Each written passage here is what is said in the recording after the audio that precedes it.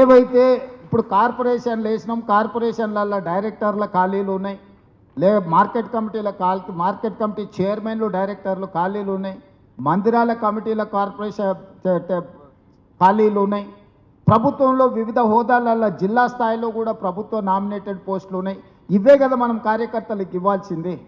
అందుకే 10 ఉమ్మడి జిల్లాల ఇన్ఛార్జ్ మంత్రులకు నా ఆదేశాలు ముఖ్యమంత్రిగా నేను ఏమిస్తున్నాయి సమావేశం నుంచి అంటే మార్చి 10 తారీఖు లోపల అన్ని జిల్లాలల్లో వీటిని నియమించడానికి అవసరమైన లిస్టులు తయారు చేసి అన్ని క్లియరెన్స్ తీసుకొని ఏఐసిసి ఆమోదంతో అన్ని క్లియరెన్స్ తీసుకొని మార్చి 10 లోపల వాటి నియామకాలన్నీ చేపడితే కిందున్న శ్రేణులకు కూడా ఈ ప్రభుత్వం వచ్చింది, ఈ ప్రభుత్వంలో మాకు అవకాశం వచ్చింది, ఈ ప్రభుత్వం మనది అనే ఒక భావన ఉంటుంది. అదేవిధంగా రాబోయే స్థానిక సంస్థలల్లో రేపు ఎన్నికలను ఎట్లా ఎదుర్కోవాలి, ఆ పరిస్థితులు ఏంది, అక్కడ శ్రేణులను సమన్వయం చేసుకోవడానికి అవసరమైన వాళ్ళు వార్డు మెంబర్లు కావచ్చు, సర్పంచులు కావచ్చు, ఎంపీటీసీలు కావచ్చు, జడ్పీటీసీలు కావచ్చు, జిల్లా పరిషత్ చైర్మన్లు కావచ్చు, ఈ హోదాలలో కూడా ఎవరెవరైతే అవకాశాలు రానోళ్ళు ఉన్నారో వాళ్ళందరికీ అవకాశాలు ఇచ్చే బాధ్యత పార్టీ తీసుకుంటుంది. ఏఐసిసి ఇన్ఛార్జ్ మీనాక్షి నటరాజన్ గారు తీసుకుంటారు. ఒకవేళ మనకి ఎమ్మెల్యే టికెట్ రాకపోతే జిల్లా పరిషత్ చైర్మన్ రావచ్చు, లేకపోతే మిగతా విషయాలు రావచ్చు. అదేవిధంగా మనం నామినేటెడ్ పదవులు తీసుకుందాం. 2 రాజ్యసభ మనం నామినేట్ చేసినాం. అనుభవజ్ఞులైన రేణుకా చౌదరి గారిని ఏఐసిసి గారు రేపు మేడం సోనియా గాంధీ గారు రాజ్యసభలకు వెళ్తున్నారు కాబట్టి అక్కడ ఒక టీం ఉండాలని చెప్పి వారిని రాజ్యసభలకు వారి అనుభవం దృష్ట్యా వారిని సోనియా గాంధీ గారి సూచన మేరకు వారిని మనం రాజ్యసభలకు తీసుకున్నాం. రాహుల్ గాంధీ గారు యంగ్ బ్లడ్ పార్టీ కష్టపడ్డోళ్ళకి ఒక సందేశం పంపించాలనుకున్నప్పుడు యూత్ కాంగ్రెస్ నేషనల్ జనరల్ సెక్రటరీగా పనిచేసిన అనిల్ యాదవ్కు ఈరోజు రాజ్యసభ వచ్చింది. మీకు తెలిసి ఒక యూత్ కాంగ్రెస్లో పనిచేసిన వాళ్ళకి రాజ్యసభ రావడం ఎప్పుడైనా చూసిండ్రా మీరు? ఈరోజు పార్టీ లైన్లో ఉంటే పార్టీ అవకాశం ఇచ్చింది. ఎన్ఎస్యుఐ ప్రెసిడెంట్కు ఎమ్మెల్సీ వచ్చింది, కేసులు కట్టుకున్నాడు, కొట్లాడిండని ఇచ్చినాం. అదేవిధంగా వర్కింగ్ ప్రెసిడెంట్ చేసిన మహేష్ గౌడ్ గారికి ఎమ్మెల్సీ వచ్చింది, పిసిసి ప్రెసిడెంట్ కూడా అయ్యింది.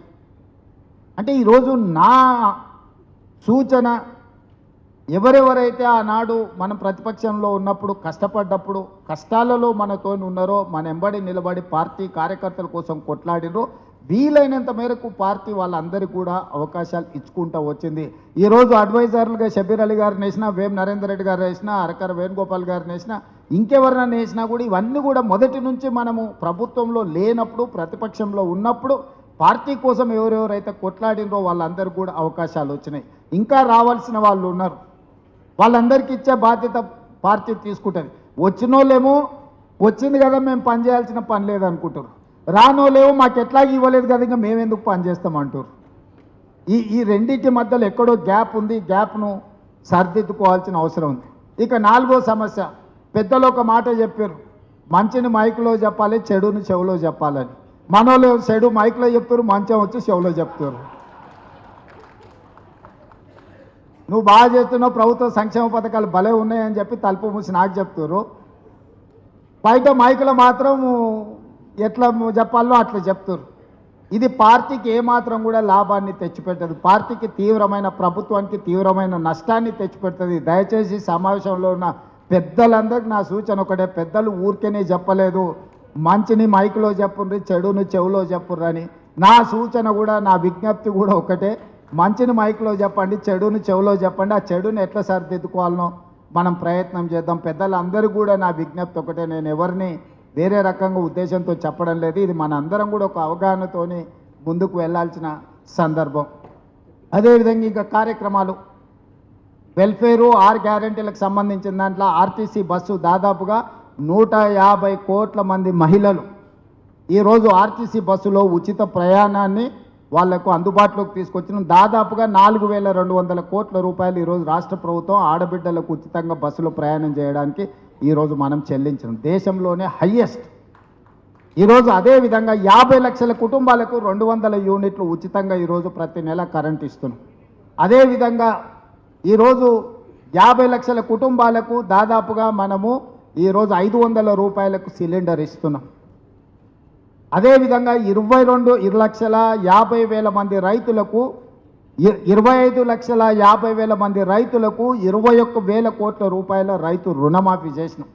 ఇవాళ నువ్వు 1,56 లక్షల మెట్రిక్ టన్నుల వడ్లు పండిస్తే సన్న వడ్లకు మొత్తానికి 500 రూపాయల బోనస్ ఇచ్చినాం. 10 లక్షల రూపాయల రాజీవ్ ఆరోగ్యశ్రీని ఈరోజు మనం అమలు చేస్తున్నాం. ఇవాళ 4.5 లక్షల ఇందిరమ్మ ఇండ్లు, ప్రతి పేదవాడికి 5 లక్షల రూపాయలు ఇచ్చి ఉచితంగా ఇల్లు కట్టుకోవడానికి ఈరోజు మనం పథకాలు తీసుకొని వచ్చినాం. ఇట్లా ఒక్కొక్క పథకాన్ని ఇవాళ ఇందిరమ్మ ఆత్మీయ భరోసా మీద రైతు భరోసా 10,000 నుంచి 12,000 సంవత్సరానికి పెంచినాం. అదేవిధంగా భూమి లేని నిరుపేదలకు, ముఖ్యంగా భూమి లేని నిరుపేదలు ఎవరయ్యా? దళితులు, గిరిజనులే ఎక్కువ, ఆదివాసీలే ఎక్కువ. ఇవాళ వాళ్ళకు భూమి లేనందుకు వాళ్ళకు ప్రభుత్వం ఏమి ఇవ్వడం లేదని పాదయాత్ర సందర్భంగా మన దృష్టికి తెస్తే ప్రతి పేదవాడికి సంవత్సరానికి ప్రతి కుటుంబానికి 12,000 రూపాయలు ఇందిరమ్మ ఆత్మీయ భరోసాలో ఈరోజు ఆ కుటుంబాలకు ఒక భరోసా ఇచ్చే కార్యక్రమాలు తీసుకున్నాం. అదేవిధంగా ఈ దేశంలోనే నేను ఛాలెంజ్ చేస్తున్నా, మొదటి సంవత్సరంలో 55,163 ప్రభుత్వ ఉద్యోగాలు ఇచ్చిన ఏ రాష్ట్రం లేదు. స్వతంత్రం వచ్చినప్పటి నుంచి ఈ రోజు వరకు తెలంగాణ రాష్ట్రం అన్ని ప్రభుత్వ ఉద్యోగాలు ఇచ్చింది. మన సక్సెస్ స్టోరీస్ ఎన్నున్నాయనంటే మనం ఎంత చెప్పుకున్నా కూడా తరగనంత సక్సెస్ స్టోరీ ఉంది. కానీ మనం ఎవరో మన సక్సెస్ స్టోరీని చెప్పుకోవడానికి, మన సక్సెస్ స్టోరీని మనం ఎంజాయ్ చేయడానికి మనం ఆలోచన చేయడం లేదు. ఇవాళ కులగణన నేను అడుగుతున్న, ఈరోజు పెద్దలు వి హనుమంతరావు గారు ఉన్నారు, వాళ్ళు అప్పుడు యూనివర్సిటీ జిల్లాలో రిజర్వేషన్ లేకపోతే బీసీ రిజర్వేషన్ సోనియా గాంధీ గారితో అడిగి కొట్లాడించి పెట్టించాను. 1931లో తెల్లదొరలు ఉన్నప్పుడు కులగణన జరిగితే 95 సంవత్సరాల నుంచి ఎవ్వరు కూడా కులగణన చేయలేదు. 2011లో కాంగ్రెస్ కేంద్రంలో మన్మోహన్ సింగ్ గారి నేతృత్వంలో ఉన్నప్పుడు చేసిన ఆ నివేదిక బయటికి రాలేదు. మోడీ గారు వచ్చేసి ఆ నివేదికను కూడా దొక్కేసిండు. అంటే 95 ఏళ్ళు ఈ దేశంలో కులగణన జరగలేదు. 95 ఏళ్ళ నుంచి జరగని కులగణన ఒక్క సంవత్సరం లోపలనే మన ప్రభుత్వం కులగణన చేసి దేశానికే ఆదర్శంగా నిలబడ్డది. 100% transparent, 100% accurate with the detailed self-declared data we have collected. Cabinet subcommittee headed by Uttam Kumar Reddy garu, అందులో దామోదర్ రాజ్ నరసింహ, సీతక్క, శ్రీధర్ బాబు గారు, పొన్నం ప్రభాకర్ గారు, ఒక అనుభవజ్ఞులైన ఒక టీంను రాహుల్ గాంధీ గారి ఆదేశాల మేరకు ఈరోజు మనము పర్ఫెక్ట్ కులగణన, ఈరోజు ఎవ్వరు కూడా ఎక్కడ ఛాలెంజ్ చేస్తలేరు. మైకుల ముందు ఛాలెంజ్ చేస్తారు, ఇది తప్పు ఉంది, అది తప్పు ఉందని. ఎందుకంటే మన ప్రాసెస్ 100% కరెక్ట్ ఉంది కాబట్టి కోర్ట్ ఆఫ్ లా ఉంది. కానీ ఇంకో దగ్గర కానీ ఎవరు ఛాలెంజ్ చేస్తలేరు దీన్ని. ఇవాళ పెద్ద ప్రొఫెసర్ కంచ ఐలయ్య గారు సాక్షిలో ఒక పెద్ద ఆర్టికల్ రాసిండు మనం చేసిన కులగణన మీద. ఆయన సోషల్ సైంటిస్ట్ ప్రొఫెసర్ కంచ ఐలయ్య గారు ఈరోజు సాక్షిలో ఒక పెద్ద ఆర్టికల్ రాసిండు, అభినందించుకుంటా. ఆయన ఎవరు నన్ను తీసుకు ఒప్పుకునేవాడు కాదు, మీకు అందరికీ తెలుసు కదా. కంచ ఐలయ్య అంటే ఈజ్ ఎ బిగ్ క్రిటిక్. అట్లాంటి క్రిటిక్ కూడా ఈరోజు మన ప్రభుత్వాన్ని, మన కులగణని అప్రిషియేట్ చేసుకుంటూ ఒక ఆర్టికల్ రాసిండంటే మన నాయకులకు ఎంత బలం ఇది, మన నాయకులు అసలు ఎంత పేటెంట్ కింద దీన్ని ముందుకు తీసుకెళ్ళాలి.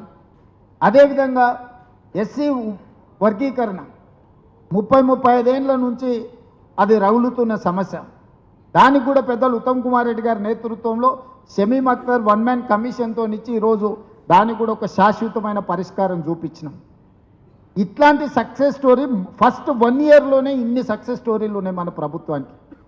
కానీ వీటిని అన్నిటినీ క్రొనలాజికల్గా లిస్ట్ అవుట్ చేసి ప్రజలకు తీసుకెళ్ళి ఎదురుగున్నోని ఛాలెంజ్ చేయడంలో మనం ఎక్కడో కొంచెము చిన్న ఏదో వ్యవహారము అంటే అది ముందుకు పోతలేదు. దయచేసి వీటన్నిటిని కూడా దృష్టిలో పెట్టుకొని మనం కార్యాచరణ పెట్టుకోవాలి. ఈరోజు నరేంద్ర మోడీ గారు పదే గుజరాత్ మోడల్ అంటాడు. గుజరాత్ మోడల్ సక్సెస్ మోడల్ ఏం కాదు, ఆయన దాన్ని మార్కెటింగ్ చేసుకున్నాడు. ఇవాళ దేశంలో స్టేట్ ఓన్డ్ ట్యాక్స్ కలెక్షన్లో Telangana is number 1, Gujarat is 6th place.